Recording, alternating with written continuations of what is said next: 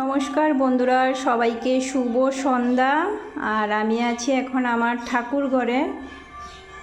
এই যে আমি সন্ধ্যা টন্ধা দিয়ে আসছি।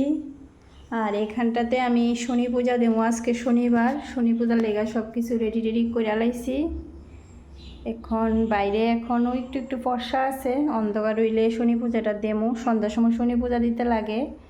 শনিবারে সবসময় শনি পূজা দিতাম আমরা আগে, বিয়ার আগে তো সবসময় প্রত্যেক শনিবারে মামার বাড়ি শনি পূজা যদি না দিতাম, আমার দিদিমা যে চেতা সে তো মানে শনিবারে প্রত্যেক শনিবারে শনি পূজা দেওয়ান লাগে। তো আমি সবসময় দিতে পারি না, গেছে শনিবারে দিছিলাম। তো আজকে এখন রেডি টেডি করছি, তো শনি পূজাটা দেবো।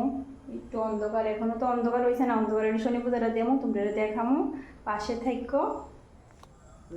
এখানে বাইরে সব কিছু আইনে রেডি টেডি করে লাইছি। তো দেখো এখন ঘরটা বসামো। আর সবটা দেখাইতে পারছি না, কারণ আমরা যখন ধ্বনি দিছিলাম এই জায়গাটা দেখাইছি না।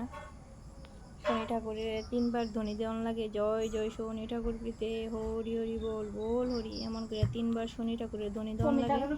এই জায়গাটা দেখাইতে পারছি না, তো আমি আস্তে আস্তে সব কিছু এনে রেডি করতেছি। কিন্তু কমেন্ট বক্সে লিখবা জয় শনি ঠাকুরের জয়। প্রত্যেক শনিবারে শনি পূজা দিলে ভালো আর কি।